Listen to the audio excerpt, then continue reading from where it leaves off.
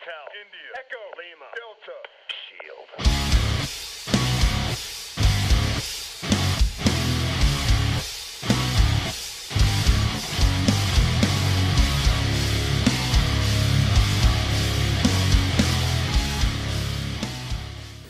Hey guys, Strong Style Series back again. It's Alex. And it's me, Noah. And we're here with a double review from WWE. We got NXT Takeover and WWE Payback.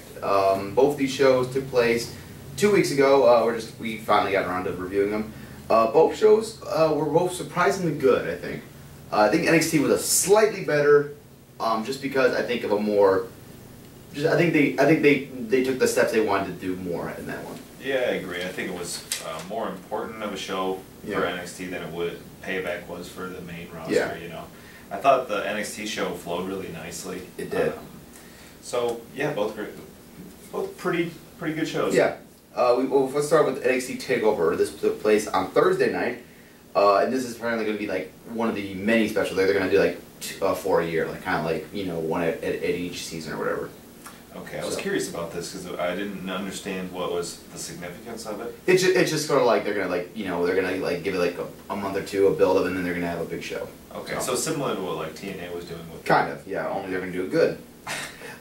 We start things off with Adam Rose taking on Camacho. Adam Rose pretty damn over in NXT, man. Yeah, he really is. And if anything, that kind of saved this match from being just a very boring average match. This got better because the crowd was just so into Adam Rose, Yeah, that was pretty much the only thing to watch for, but yeah, they soaked him up. They loved him. Yeah. But yeah, very basic match. Camacho got heat. Adam Rose had a comeback. Crowd was into it the whole time. That's really what made it memorable. Was just the crowd. So I give it 2. Yeah, I agree. All right. Then we had the NXT Tag Team titles on the line with the Ascension taking on El Local and Kalisto, who is Samurai del Sol, who we're a big fan of. This was pretty good. I still say the Ascension is a great tag team. It's just they give them nobody to fucking work with. Yeah, this was tame. I know. I mean, even like Samurai del Sol had some really cool spots, and then like El Local just he's. Ricardo Rodriguez is not very good at wrestling. No, they just didn't come off as believable against the Ascension, and I felt like Kalisto could have got some more. I feel like he should have been the one who got the hot tag, not be getting. And I felt like he could have done something more. He was doing cool stuff, but it could have been a little more impressive. He can do things that would blow people's minds. Exactly. So, this was not much. I didn't care for this. Yeah, I give this one a little bit above the first match just because I thought that the in-ring action was better, and again the crowd was pretty into it. Like I said, the Ascension, they could be when they get to the main roster, and they got teams like the Usos and them versus the Wyatt family would be something really cool. Right. Like just these 4 big, huge giants fighting each other. But they just don't have anybody to face. No, they have no, and they're doing them no favor by bringing in these jobbers to feed them. So yeah, I'll give this 4 Wow. 2 1/4. Jeez. I'm gonna give this 2. Okay. And then we had what was probably the match of the night. For a number 1 contenders match for the NXT title, Tyler Breeze taking on Sami Zayn. I don't know if we talked about this before, but I had originally heard Tyler Breeze, and I was really impressed with the gimmick. I thought the gimmick was really clever, and the whole model thing, the cell phone thing. I thought okay, that's pretty cool. And I heard wasn't much of a great wrestler. So I'm like, oh well, if this guy improved a little bit because they're putting a match with Sami Zayn, he had a really good match in the 3-way, whatever. So I'm like, okay, maybe this guy can go. And he really impressed me in this match. This was pretty damn incredible. Just great action all match. Sami Zayn breaking out some crazy stuff again, and Tyler Breeze I think really held his own in this match and proved that he can have what it takes to be a future.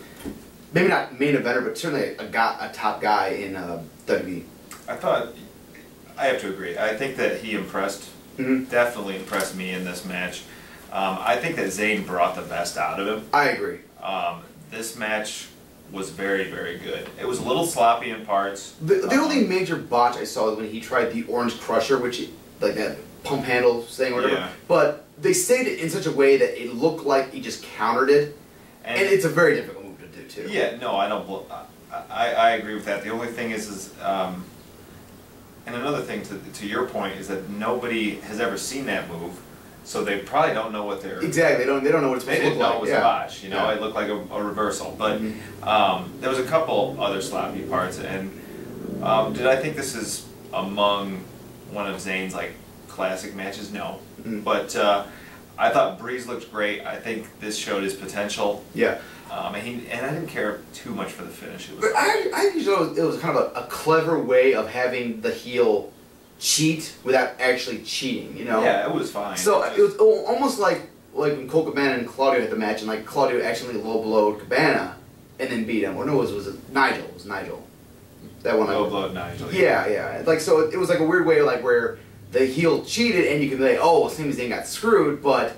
Well, he didn't really cheat. He just blocked. He just killed himself. It was okay. It just didn't. It wasn't the most satisfying finish. I will say Tyler Breeze doesn't need a new finisher. Just a spin kick doesn't do it for me as a finisher. No, I didn't. I don't care for that either. Yeah, like it's a cool move, but it's like it's not a finisher. No, especially after some of the moves that we were seeing in that match. Yeah, really great match though, and I do like the idea that like they're kind of building the idea that Sami Zayn can't win the big one, and so I think when they're probably gonna build it to like the next show or maybe even another one. Like eventually, where he's gonna finally get the big win. I think it's gonna be like for the NXT title, and like that's gonna be like he finally won the big one. So I think it's really cool, like to kind of build it up as like he keeps missing these big opportunities. But the thing is, he looks good every time. Exactly, so. that's the thing. Like he looks good in defeat, and like that's an example of someone looking good in defeat, even though they lose. You know. Right. And something that WWE should inflict more of. I give this 4 stars. I give this 3 3/4. Okay, fair enough. Then we had another amazing match tonight, and shockingly, it was wasn't there like a... like they have Rusev, yeah. Came out Rusev came out and did this whole shtick, and then Mojo Riley came out, you know, all hyped up, and he goes out there and just runs right into a freaking kick, and just, man, could you not find a way to bury a guy more? Oh, no kidding. They ruined every credit. Like this guy. I mean, I didn't think. No, I didn't like him either, but the crowd was certainly like Mojo Riley, and like that's just. Yeah, they killed every buzz he has, man. Yeah, pretty useless. And then we had the match for the NXT Women's Title, the vacant Women's Title after Paige vacated. She had a very basic promo, you know. Before. Yeah, nothing to write home about. I would have liked it more if she had more of a little bit of an edge. Like they need to let her have a fucking edge. I agree. But this was between Natalya and Charlotte. Charlotte being Ric Flair's daughter, and apparently when she first came into the company. Back in 2012, very, very terrible, I heard. Yeah. And apparently she's grown a lot more confident in her abilities because this match was fucking incredible. This was great. This was probably the best bell-to-bell women's wrestling match I've seen in years. Oh, yeah. Like, definitely. Certainly mainstream-wise. Like, there's nothing that comes close to this. No. Not in WWE. Not in WWE. I mean, not in TNA in a long damn time. No. I mean, like, this was just a great match. The atmosphere was perfect for it. Yep. Having Flair and Hart there, especially Flair. Flair was just, he was gold. Lot to that. Bret Hart looked like he couldn't give a shit less. Flair was into it the whole time. But, like, Flair was egging on Bret a couple times. It was great. Charlotte was really damn impressive. Natalya looked better than she looked in years, probably. Yeah, this is the best she's looked in a long time. I mean, they brought their A game in this match, and it was incredible. I mean... It felt important, too. Yeah, and... the thing is, like, a lot of times when you set up a match like this, like Legacy versus Legacy, it just comes off corny and cheesy. But this, it kind of felt like it, because you feel like these two women actually spent their whole life trying to be as good as their family. Their name, yeah. And so... when they went out there and did it, man, that was just... It was incredible. It was great. I mean, and the emotional moment after. Yeah, I mean, you could tell like that it meant a lot to Charlotte to be, like, to win that belt and to be there with her father. And Flair was Flair was a mess, you know? Yeah. Natalya even seemed very emotional because, like, I think she knew, like, hey, this was a big step in the right direction for the women's division, which I think she has been... She did a huge favor to Charlotte. Oh, absolutely. I mean, yeah. I mean, but... This was definitely a step in the right direction, and I hope that this is what is an indication that maybe in the future the women's division is going to be a lot better in WWE. Something to look forward to, something to want to see. I can say right now, like, this is pretty obvious that, like, Sarah Del Rey had a hand in this match. You know, she had a hand in booking how, like, in training these women to get this good. I mean, what they're doing in NXT, whatever it is, it's working. Yeah. you got to give credit to all the trainers, but you know that Sarah Del Rey Yep. is one of them working with the women, and you got to give credit to Triple H because he actually lets the women go out there and wrestle. I mean, you would never see a women's match get like close to 20 minutes on WWE television, not in this day and age. no. So I think that Triple H, when he finally gets his hands on the company completely, we might be seeing a lot different WWE. Yeah, I agree with So yeah, if NXT's any indication on what the pay-per-views or television is going to look like, we're going to be in pretty good hands in the future. Okay, I give that 4 stars. I also gave it 4 stars. That was my match of the night. It was really close. I liked Tyler Breeze's Sami Zayn a lot. And then we had the main event, Adrian Neville taking on Tyson Kidd.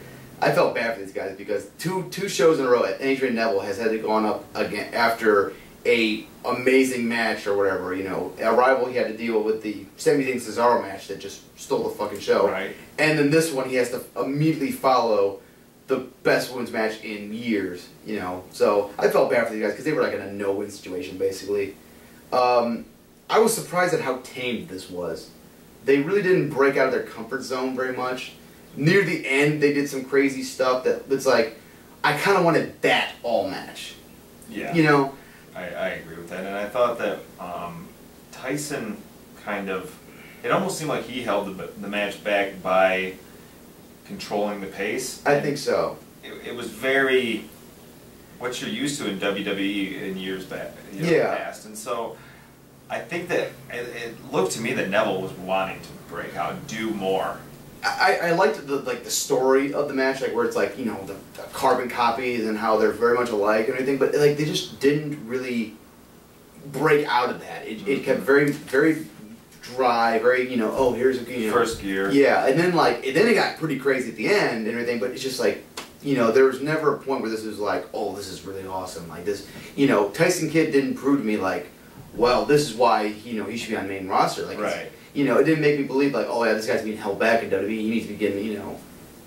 I just didn't see that, you know. No, it looked like he was right where he belonged. Kind of. That said, the finishing stretch was really, really good, and I did like everything they did was pretty nice and crisp, and you know they told a nice story. So it was a good match, and it was a good main event. But you know, after 2 matches in a row that were, you know, that blew away my expectations, like this was very underwhelming. Yeah. And for what a lot of people, I would think a lot of people would call this a dream match.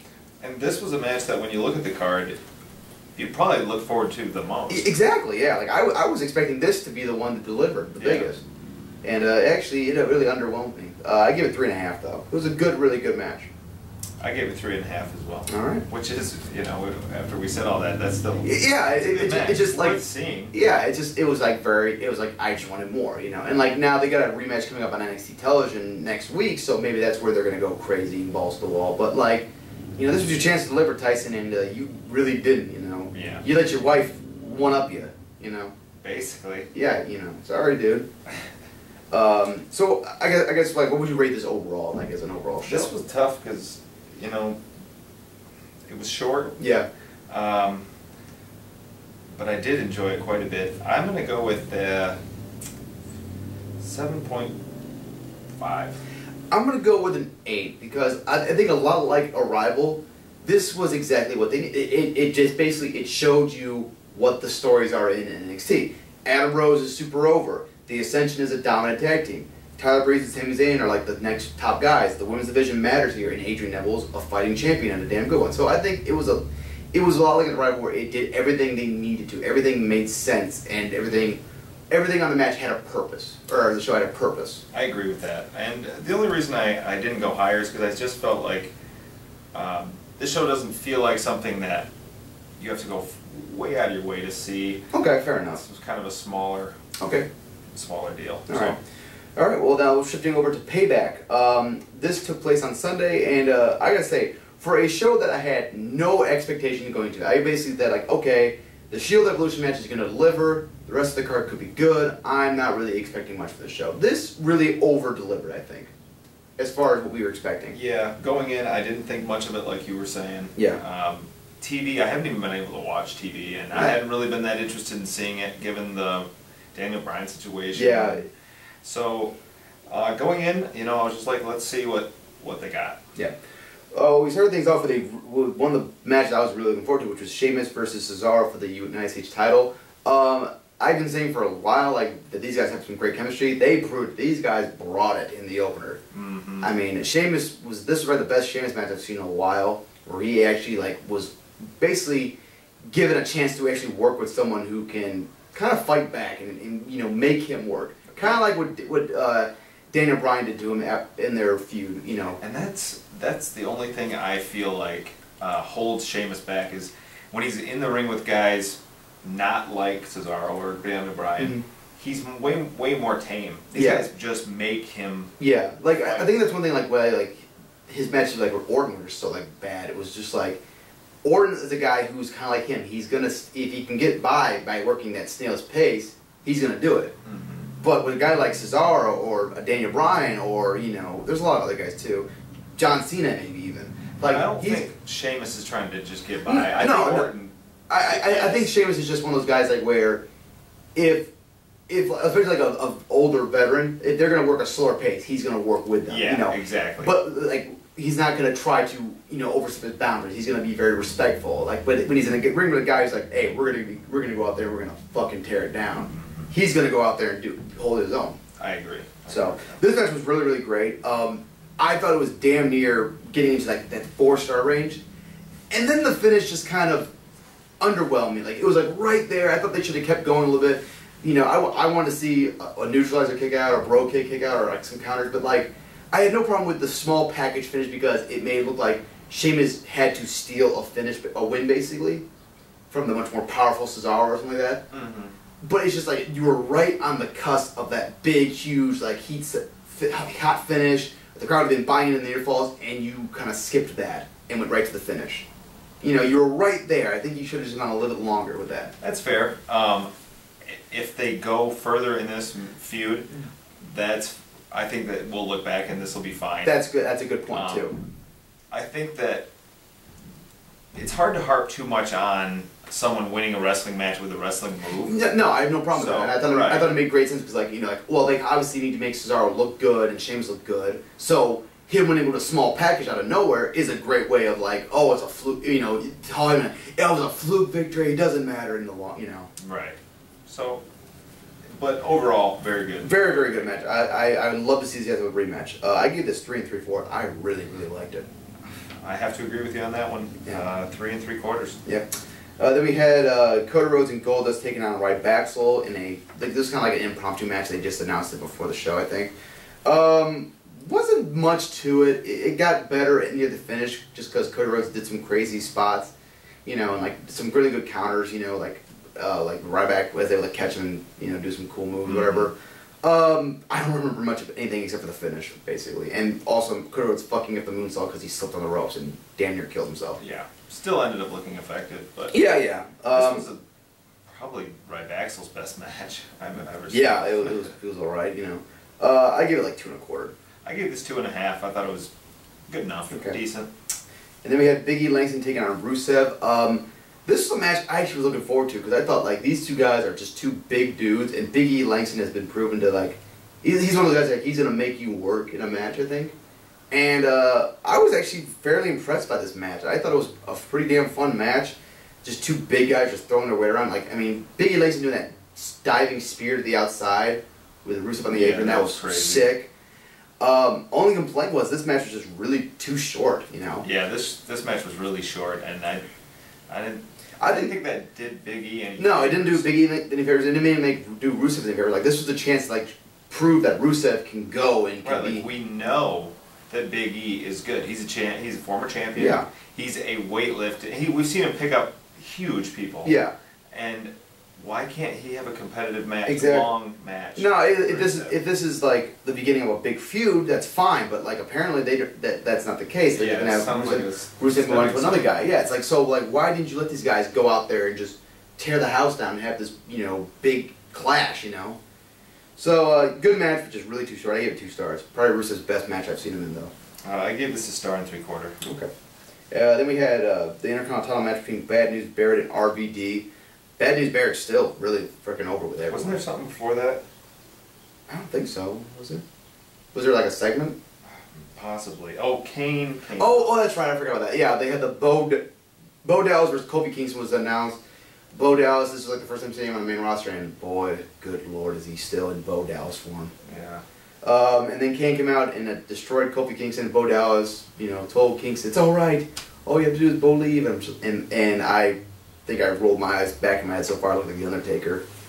I mean, Bo Dallas doesn't really bother me that much, but the Kane thing, that was so fucking random. Yeah. Pointless. Yeah. I know, we get the monster's still loose and blah, blah, blah, blah. Yeah, Kane's still around. We got it. Yeah. I just gotta say, man, like, Bo Dallas, you better find something for that guy to do and sink his teeth into. Otherwise, he's just gonna be another dude in the roster and he's gonna get lost in the shuffle. Tick, tick, tick, tick, tick, Right. So, okay, then we had the Intercontinental match between Bad News Barrett and RVD. This was very, very basic. I mean, nothing really special about it. I mean, RVD, as much as I like RVD, he just isn't the RVD from '96 anymore. No, not really close. No, he's not. He can still do of his move, but it doesn't look as good. He's not as crisp and as slowed down. Yeah. So, but it was fun. It was all. The one thing I talked to Justin about this was really annoying me. Like, okay, Bad News Barrett goes for the bull hammer on the outside and hits the turnbuckle, and then they roll on the outside. And they do a little thing, and then he immediately hits the bull hammer again. It's like, so what was the point of him hurting his arm outside? Like, it played nothing into the finish. He didn't have to use the other arm or whatever. And just like, it was like, so you just hit that for no freaking reason, just to have something happen. Yeah, basically. Yeah, it's like, okay, pass. Next, two and a quarter. I gave this 2.5. I thought it was fine. Okay. And then we probably had the match of the night, which I was very surprised about, which was John Cena taking on Bray Wyatt in a last man standing match. You want to talk about this one first? Yeah, I'll take this one. Well, going in this match, I expected it to be good. It was fine. I thought it was going to be... Cena always usually delivers in last man standing matches. Yeah, and it's not that their matches or their chemistry has been bad. The booking has been shoddy. Well, going in, like I said, I didn't expect much, but man, did this deliver for me. I thought this was fantastic. This might be my favorite last man standing match I've ever seen. I had to think about it because I think there's a few other ones that I like a lot more. I know that there were people that, like yourself, that didn't really care for all the interference. We'll go cover your stuff, then I'll talk about my one complaint. Okay. I honestly loved how there were, and usually I hate interference, but I loved how the Wyatts came in and the Usos then came in. That was a that was a great touch. Yeah, and usually that would annoy me. But the Usos have been involved in this feud for months now, so it made sense. And the spots that they were doing they were crazy. Yeah. Throughout the match, everybody was taking just crazy bumps. The bump through the guardrail. That was crazy. Was awesome. I like them doing the Uso splash into the table with Rowan. That was cool. Yeah.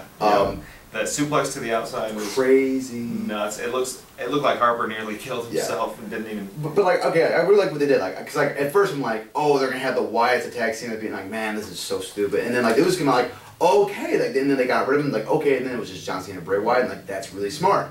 And then the Wyatts came back, and it's like, okay, and then they had the Usos do some crazy stuff. I'm like, that's really cool. My problem with the second interference was it just took away from Bray Wyatt Cena too long. I thought. Like, because they were focusing all the, like, it made sense because, like, crazy action going on. But, like, even the commentators were like, Wyatt's down, the referee should be counting. Like, well, you just fucking ruined it, Honestly, I thought that added to the match. I think that's where we differ. Okay. Because to me it was like, it reminded me of, like, Nigel, like, when Cole got caught up, he seriously got caught up in that moment. Like, hey, because think of if you're watching this, and it's real. Yeah. And this guy's crazy. And he's wreaking havoc. You want justice. You're not getting justice. That's true. And so I think, like, from a fan of Cena's point of view, from a kayfabe point of view, yeah, like, this is crazy, ref, hey. Yeah. Okay. And that emotion is building in you, like, this is wrong, this isn't working. And so I thought that added to it, honestly. Okay. I don't know, maybe just because I don't like Michael, like I hate Michael Cole's acting, and like when he was young, it made him look like, oh, the referee botched something or whatever. I don't know. I understand that. Maybe just me, but like I did really like it. I just thought it kept the act. Like, it would have been awesome if they saw like Cena and Bray Wyatt brawling to the outside, like that's or something like that. it just kind of was weird, like having like both like be like lying out while the Usos and the Wyatts are brawling. That was just my opinion. Like it added to the chaos of the whole thing and the feud, and it'd be really cool if they had like a 6-man battle or whatever at one point. But I don't know. But it was a small discrepancy that I had. Otherwise, this match was pretty fucking incredible. Yeah. I mean, they did some crazy shit. One of my favorite parts was just Cena taking the stairs and just chucking him to the outside. That was insane. Right into Bray Wyatt. That was nuts. That Sister Abigail on the floor. That was cool. Right after that, during the replay. Yeah, that was funny. I actually thought the finish was really cool because like Cena didn't just beat Wyatt. He basically made it so Wyatt could not get up. You know. Right. Which goes back to the like a lot of people don't like the duct tape finish. I thought like, well, it's not the best finish, but it makes the guy literally can't get up. You know, it's a little bit of like a. That worked once. Yeah, exactly. It's like it's one of those things like where it's like, hey, you don't think about it, but like that's a way to win. You know. Plus, this one that's a spot. That was.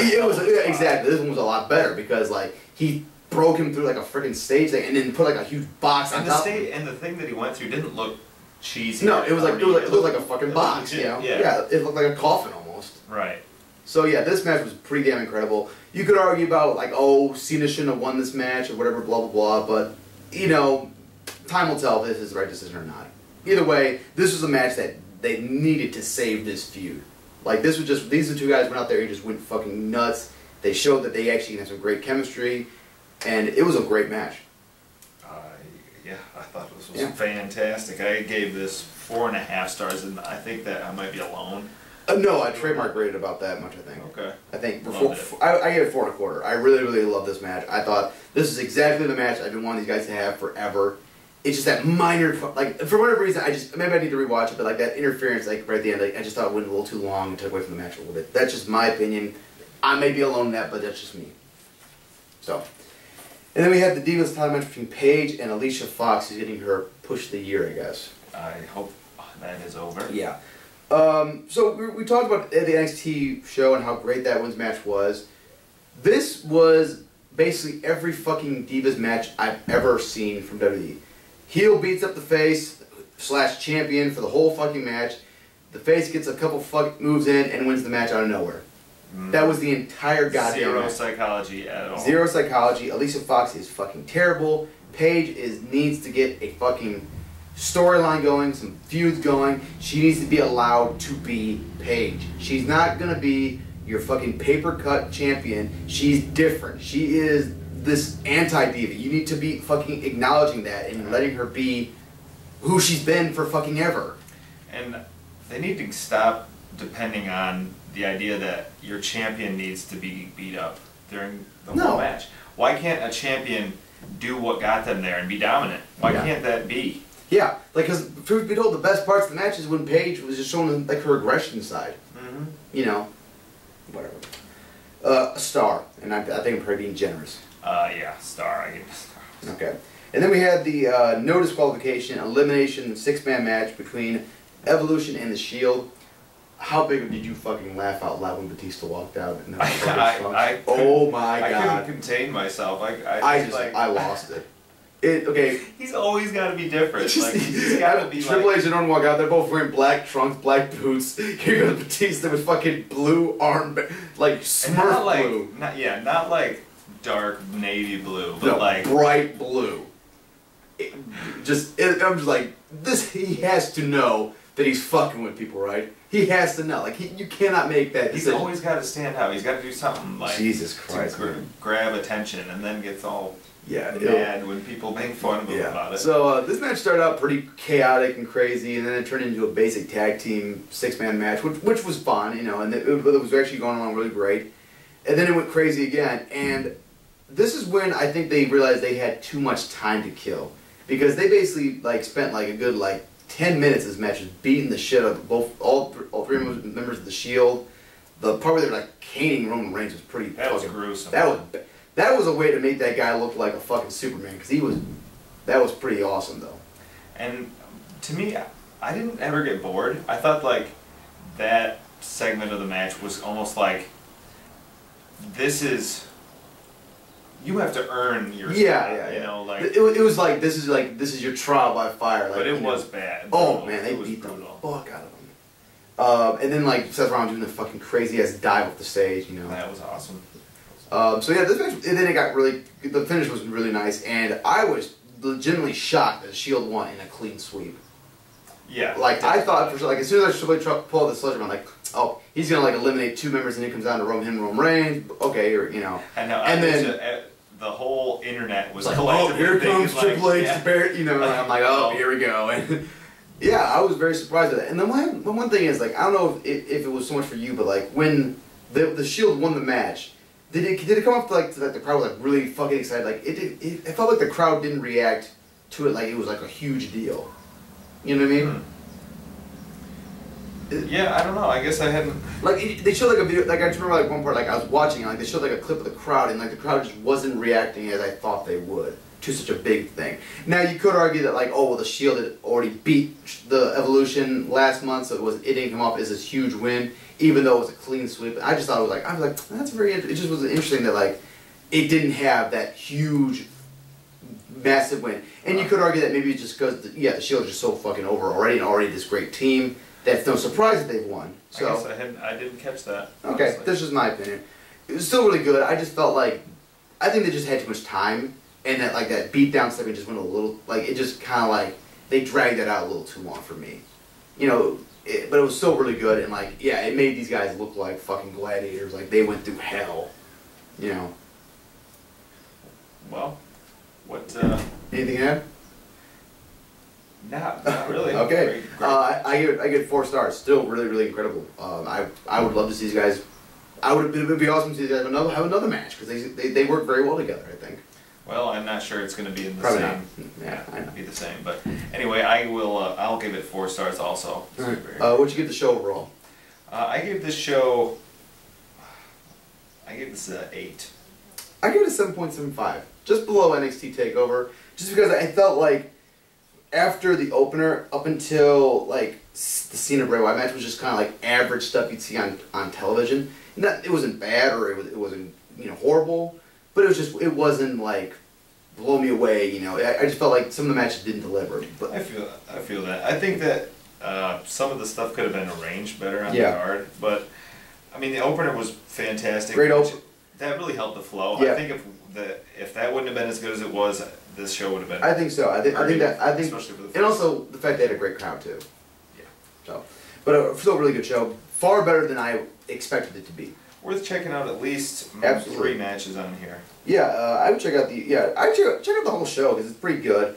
But like, yeah, the opener, the last man standing match, and the main event definitely worth seeing. And Rusev Big E Langston I would recommend just for a fun big man match. You know, I really it's one of those guilty pleasures for me. Like I thought that was fun. All right. All right. Thanks for joining us, guys. Take care. Bye.